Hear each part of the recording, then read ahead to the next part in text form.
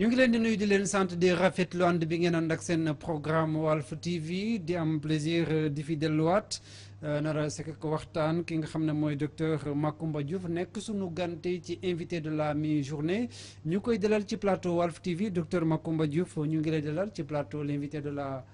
mi-journée. Diallo maa ngi lay dellu nuyoo di la gërëm ci sa invitation waaye di nuyu sa téléspectateur yu limu yi nga xam ne ñu ngi ci réew mi ñeneen ñi nekk fépp ci àdduna ci diaspora bi. ñu nar a waxtaanee lu jëm ci wàllum filière horticulture ndax yow yaay directeur horticulture buñ koy dégg ndax suñu xel dem ci soble beek pomme de terre bi ci jamono ji nga xam ne ñu ngi waajal bu baax a baax a feetu tabaski bi waaye laata ñu koy ci dugg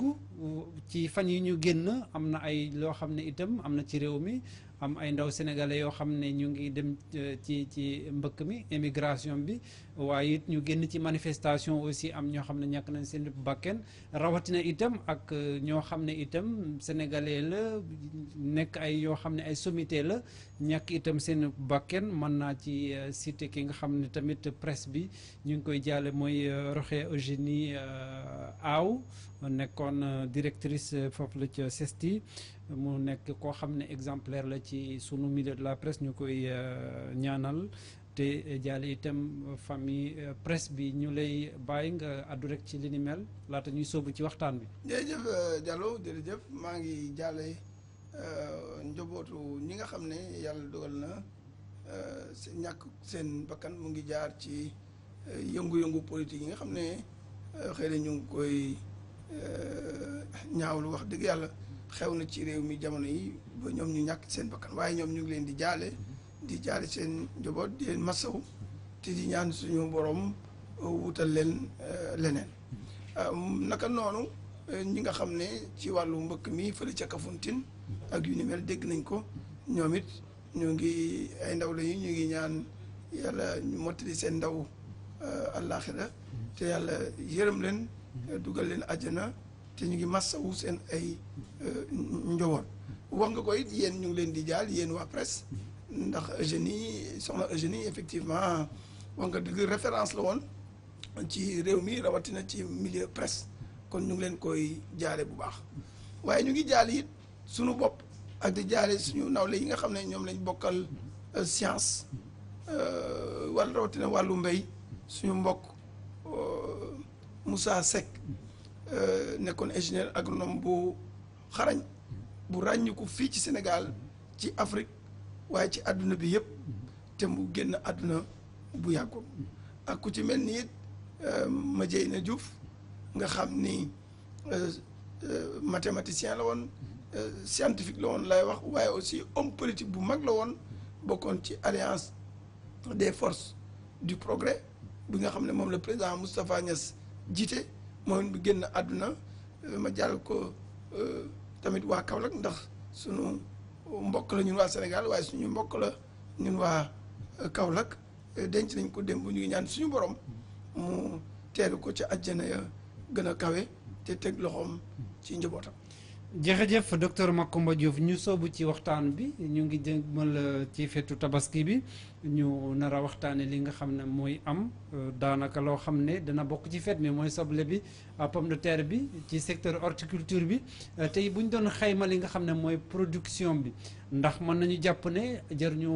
ragal que pomme de terre dina doy légumes yeeg yooyu yëpp dina doy. jërëjëf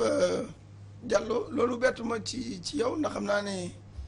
ki nga doon ak ñi nga représenté fii mooy suñu mbokku màcc be yooyu. seen buur yi. waaw suñu jaam yooyu daal ñoom nga solal robu avocat. waaye damay dalal seen xel que ni effectivement fi ñu jëm mooy ci tabaski bi di feet. ci biir feet yi ku nekk xam soloom ci réew mi waaye nag ku nekk xam it liñ ci jëfandikoo ci wàllu léjum na mu amee solo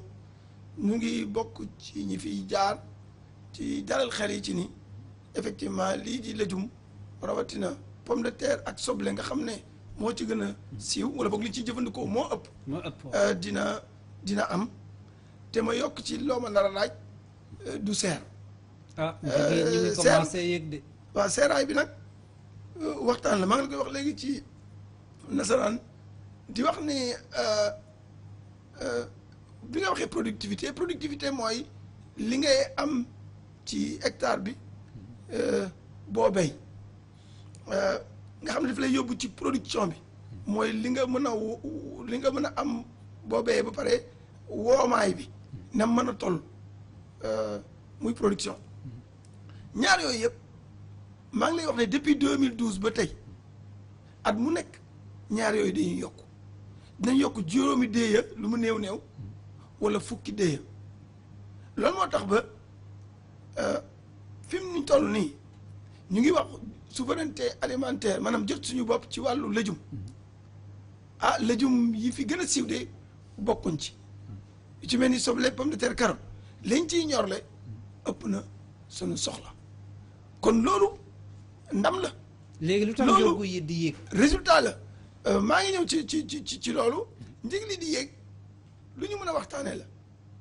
li tax ma ne lu ñu mën a discuter la man taxul ma ànd ci lool xam nga ne produit yooyu jàlloo produit périssable la maanaam produit yuy faral di yàqu la lu qualité bi baax am na diir bu produit boobu mënta dékku bu ko paasee lu jëm ci par exemple weer wala weer a gën wàll ba ñaari weer ndax ñun aussi am na lu ñu ci jàngat mooy qualité benn bi boo ko amee itinéraire technique yi nga respecté ko diir yooyu mën na koo téye waaye du fépp ndax da ngay am foo nga xam ne dafa xaw a tàng am foo nga xam ne dafa digg doomu comme ñaay nga xam ne tàngoor bi du demee noonu mais boo demee waalo tàngoor bi dafay metti nga dem Matam fa lay njëkk a tàng moo tax ñoom ñooy njëkk a ñorle pomme de terre ñooy njëkk a ji ñooy njëkk a ñorle ndax bu ñu yéexee ji rek pomme de terre bi du baax ndax day teel a tàng kon gis nga ne Diallo période bi ñuy am légumes yooyu dafay am période moo xam ne dafay bari lool nit ñi def nañ mécanisme yu bari li ñuy wax régulation arrêté béykat yu ndaw yi diir arrêté béykat yu mari yi diir am diir ñu ubbi amul lu ñu essayé woon mais volume production bi day toll noo nga xam ne dañ ci day appliqué benn dañ koy appliqué ci benn période pour mu fonctionner à 100% léeg-léeg day xaw a jafe parce que dañuy njëkkante ci njaay mi ndax ragal ndax yagal yàqute bi bi te loolu légitime na ku nekk am nga bañ mu yàqu nga ne naa ko gaaw jaay kene wax ko kay wax ko ngeen dem daje ci marché bi te ku nekk xam nga ne marché offre la ak demande mooy li ñuy jaay bu baree prix bi daanu li ñuy jaay bu néewee prix bi jóg loolu moom jarul bëri xam-xam jarul am kon looloo waral ñuy dégg yàgg nañu dégg producteurs yi surtout ñu nekk ca côté Matam Podor yooyu ñu jàpp ne seen soble bi gisuñu kenn ku koy jënd dina am diir yoo nga xam ne effectivement écoulement bi dafay yéex bu taxawul li ko waral mooy ay nit ñoo ko fay jëndi mooy des commerçants de gros ay grossistes yoo xam ne bu ñu koy camion lañ koy def ñëw def ko fii ci Caaroy wala feneen Castor wala feneen wala ñu yóbbu ko ci dëkk yi ci biir réew mi wala ñu yóbbu ko ci réew yi wër Sénégal ñooñu bu dee fañ koy jaayee jeexagul mais ñooñu dañu mën a gaaw dem jëliwaat indi kon bokk na ci saafara bi ñaar Diallo mooy benn ñu am ay bërëbu dencukaay mu gën a yaatu naa ñëwaat léegi ñaar ñu am li ñuy wax étalement production yi maanaam ñu am ñuy ji waxtu wi am ñuy ji waxtu wële dinañ ma ne affaire variété la waaw mais dama gis ni même ci pomme de terre am na variété yu nangu tàngoor mosuñ ko fi def jëlee ko Californie nga xam ne 42 degrés à l'ombre dem naa fa ñuy récolter pomme de terre mais kon xam nga mën nga am variété bu nangu tàngoor mais comme miin nañu ñoom ñëpp bay sedd te mënuloo forcer parce que l' activité de production activité privée la maanaam Diallo mooy décidé bay toolam du docteur Macoumba moo koy wax wala mu tere ko te comme activité bu libre la bu privé yow conseil nga ci mën a jox maanaam xelal mu jaar ci agence bu ñuy wax ANCAR ñu profiter pour jaajëfal leen bu baax conseiller agricole yi muy agent wu direction horticulture yi muy agent wu DPV yi pour affaire feebar yi muy agent yi nekk ci projet yi ak programme yu ministère bi kon xelal conseiller accompagner ba ñu parce que léegi on parle d' appui conseil kenn waxatul vulgarisation appui conseil maanaam da ngay fekk nit ki dañoo jàpp ne béykat bi am na lu mu xam ñun dañ koy yokk xam-xam gindi ko ci li mu doon def mais ñëwuñu ne ko yow li nga doon def xamoo dara mais borom bu lànkee xam nga mënoo ci dara mais coow li après ci nguur gi la ñëw mooy bu lànkee it bu amee jafe-jafe danaan nguur gi na ma dimbale ma jaay kon solution yooyu Diallo il faut que mu am kon reconnaître naa ne am na ba léegi jafe-jafe wax dëgg yàlla ci wàllu ndencum légumes yi. te surtout ñoom yàgg nañu ñaxtu li ni mel ndax dañoo jàpp ne lii nga xam ne moom la waroon def état mooy fexe ba taxawal ay structures yi nga xam ne dana leen permettre bu fekkee ne gis ñu koy jënd ñu mën a en tout cas denc seen production waaye it ñu mën a am possibilité transformer itam parce que loolu itam sunu gàllankoor la. li ñuy produire daanaka la ñu koy transformer bariwul. waaw côté transformation bi peut-être laay njëkkee comme peut-être denc bi d'ailleurs nguur gi. xëy na comme mooy joboote ñëpp mënta mucc mukk ci njàmbat li waaye Diallo il faut reconnaître que am na ay jéego yu ñu jot a def yu am solo ci ay programme yu fi nekk xëy na nag gaawaay ba ak dayow ba moom régléegul problème bi loolu am na mais deuxièmement secteur privé wàllu transformation agro-industrie yow xam nga ne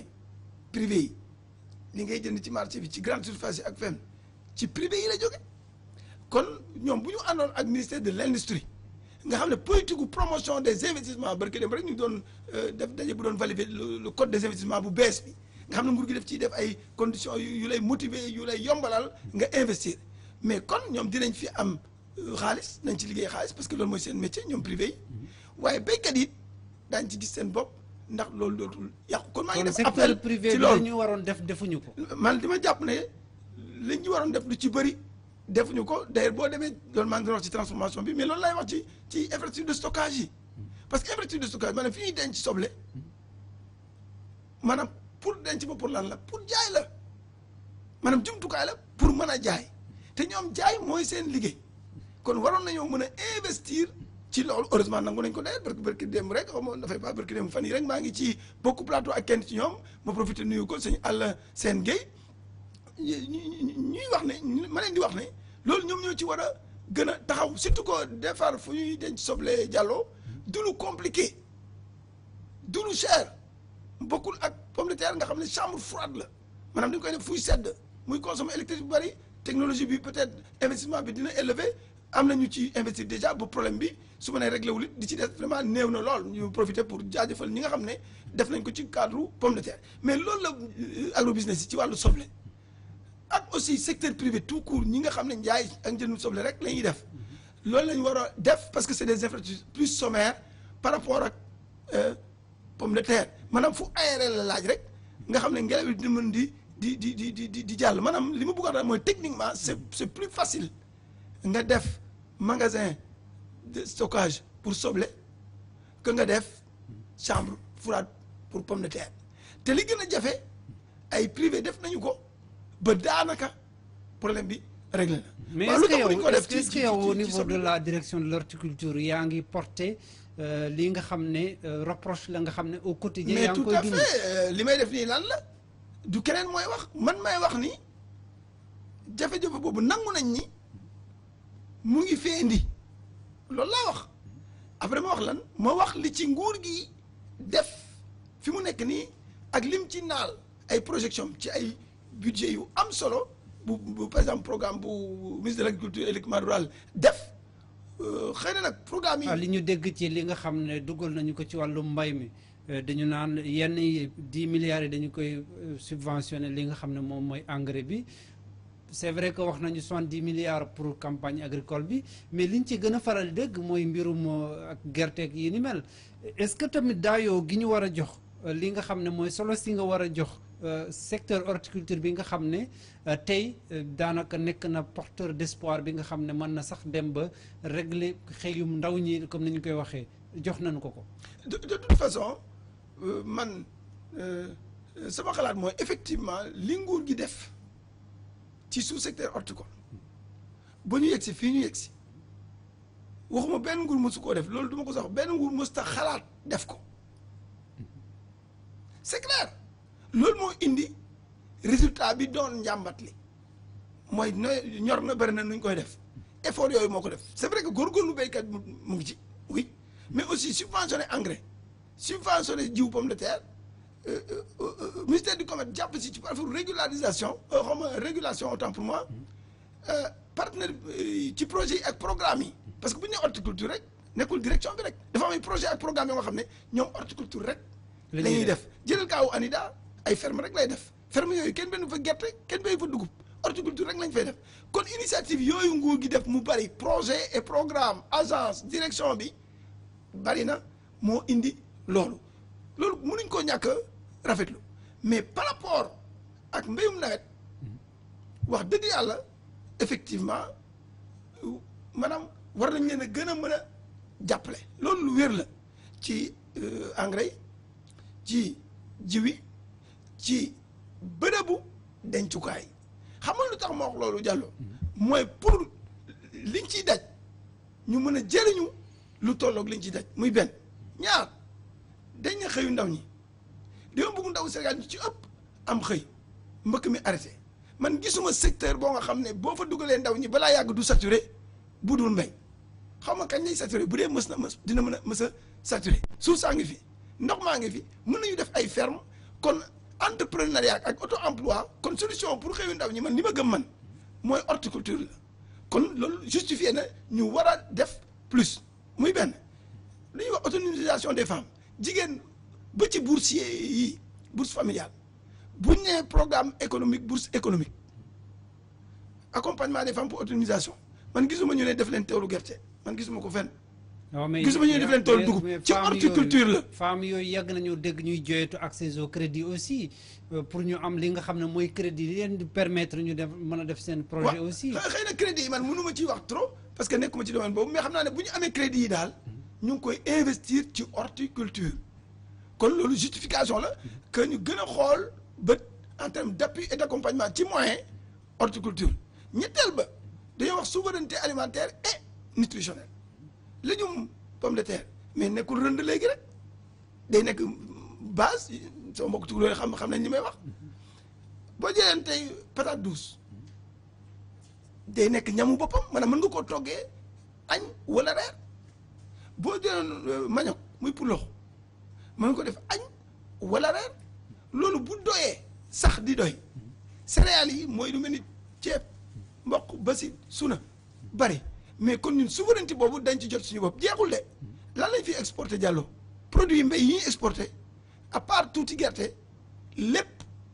fruits ak légumes la jeexul Zulekaaf mu ngi fi am na marché bu bees bu ubbeeku loolu ñuy jaay bitim réew bu doon téeméer la ñuy jaay juróom-benn fukki yëpp Europe la jëm ñeent fukki rek mooy dem Afrique waaw du ñu saisir Zulekaaf zone de libre échange nga xam ne marché wu milliard ak ñaar téeméer million wu doomu aadama yu war a xéewlu ñoo fa ne te suñu biir la ñun Afrique te daanaka commencé na Gambie seen pomme de terre bi ci ëpp fii lay jógee Mali toll na waxtu boo demee fii Kayar fekk seen camion yi foofu donc ñun dañoo war a continuer di jàppale sous secteur horticole parce que potentiel bi fa nekk maanaam liñ fa war a mën a def par rapport ak liñ defagum moo ëpp fop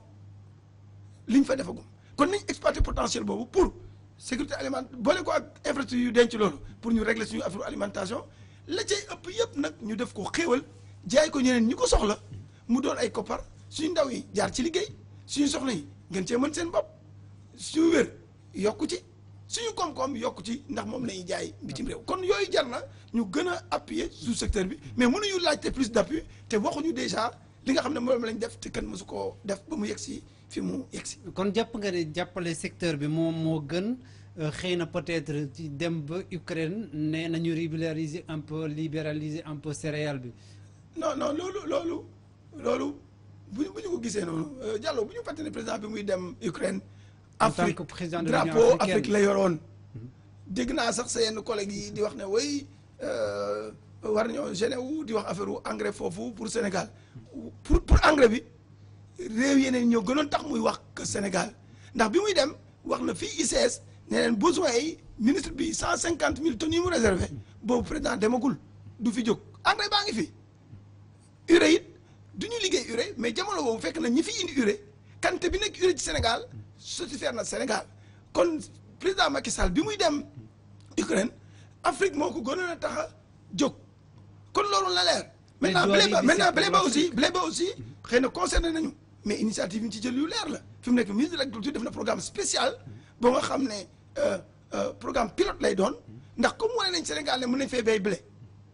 technologie bi wane ko ISRA wane na ko variété yi am na. li des mooy ñu béy ko ci lu yaatu directeur d'ailleurs ISRA. waaw jamono yooyu laa ko c'est pas pour rien xam nga li nga xam ne moom mooy ci secteur bi scientifiquement est-ce que variété semence bi ñu fi am mën nañu permettre ñu am benn indépendance en tout cas. ci yenn tout à fait Diallo lu mën a nekk la moo tax ma rafetlu décision bi président jël xam nga yenn yi affaire volonté politique la su ma la wax ne depuis 2008 2009 man bi ma nekkee ISRA la ñu prouvé waat la ñu fàttaliwaat ne mbéyum blé mën na nekk ñu testé ko da ngay am ba 4 tonnes ci benn hectare te attention li ci gën a am solo mooy yàlla defal nañu xiwal bu du jongante ak yeneen mbéy yi am na ñu ma dégg ñu naan woy bu ñu ko waree def fi ñuy béy ceeb nu muy demee attention Sénégal mu ngi béy ceeb nawet ak noor bu tàng bi kon noor bu sedd bi li ñuy wax kon saison froide mbéy yaatuwul lool ci vallée li tax ma wax loolu nag mooy ndox ma fa la ëppee suuf ba fa la ëppee kon jàpp naa ne ci intersaison boobu kon saison froide nga xam ne blé diggante novembre la bëgg ci at mi ba janvier février ci at mële ñetti weer kon mën nañu béy effectivement blé ci Sénégal prouvé nañ ko c'est clair léegi li des mooy yaatal mbéy mi moo tax programme pilote boobu ministre de l'agriculture def ko c'est l'occasion ñu félicité ko ci pour d'abord wane ne ci pas rek ci gëstukat yi parce que gëstukat yi xam nañ ko ci béykat yi ci gox yi goxaan ñu gis ne mën nañu béy loolu comme ni ñuy béyee ceeb léegi ci joor nga xam ne kenn xalaatu ko woon ñu xam ne ndekete ci tool bi ñuy béy suuna mën nañ fa béy blé ci noor bu sedd bu ñu amee lu ñu ko roosee. d'accord kon nañu exploiter loolu. pour que fii ak ay at parce que aussi nag mu nekkul lu ñu mën a accélérer noonu. parce que déjà maa ngi leen wax ne nit ñi xamuñu blé mais nañu def dans une perspective bu raisonnable. pour que at mu nekk ñu wàññi li ñuy soxla importer ci blé. comme ni ñu ko defee ci légumes yi. ba bés jot ñu jot suñu bopp ci culture blé. ndax techniquement je dis bien techniquement. c'est possible tout est possible. d'accord dañ ko jeexalee rapidement en quelques mots docteur Macoumba Diouf gis nañu ni ki démb CEDEAO daal di tegg li nga xam ne moom lañ teggoon ci ndoddu Mali ci wàllum sanction économique et financière est-ce que loolu mën na am en tout cas répercussion ci secteur horticole bi. man déjà dama koy rafetlu bu baax Diallo vraiment ànd kook sénégalais ak citoyens du monde yu bari maa ngi rafetlu loolu di ci jaajëfal président Macky Sall. ak président yi mu ci àndal ñu def ko yëpp loolu mesure de sagesse la te xam naa ni dina indi vraiment ouf de soulagement ci waa population Mali te soxla nañ ko ndax Afrique la ñu bokk waaye surtout dinañ ci gisit suñu bopp ñun ndax wax naa la léegi nii bu soble bare bu pomme de terre bare bëri na lu fiy jóge di dem Mali kon bu ñu sañoon mu dem fa moo ñu gën a mu ñàkk faa dem te loolu pomme de terre bi la ak soble bi mais am na yeneen xeetu yëngu ci wàllu koom-koom ñuy séq kon maa ngi rafetlu loolu di waxit ne maa ngi militer aussi pour une régularisation de la situation ci réew yooyu maanaam ñu dellu si aussi ci yoonu démocratie ba li nga xam ne li askan wi bëgg ñu teg yoon wi ci yoon yi nga xam ne moom la démocratie woote. d'accord ñu ngi lay jaajëfal docteur Macoumba Diouf. maa ngi lay sant bu baax Diallo di la gërëm ci opportunité bi ma may pour ma waxtaan ak mbokku Sénégal ci lu am solo ci tolluwaay bi surtout muy ci horticulture waaye surtout lu jëm ci xéwal bi ñu soxla ci lu jëm ci wàllu tabaski. ñu ngi koy jaajëfal docteur Macoumba Diouf ci wuy sunu invitation l'invité de la mi-journée ñu ngi leen di jaajëfal yéen tam si bàyyi xel bi ngeen bàyyi sunu programme Walf TV di leen dig daje ëllëg ca yeneen jotaay.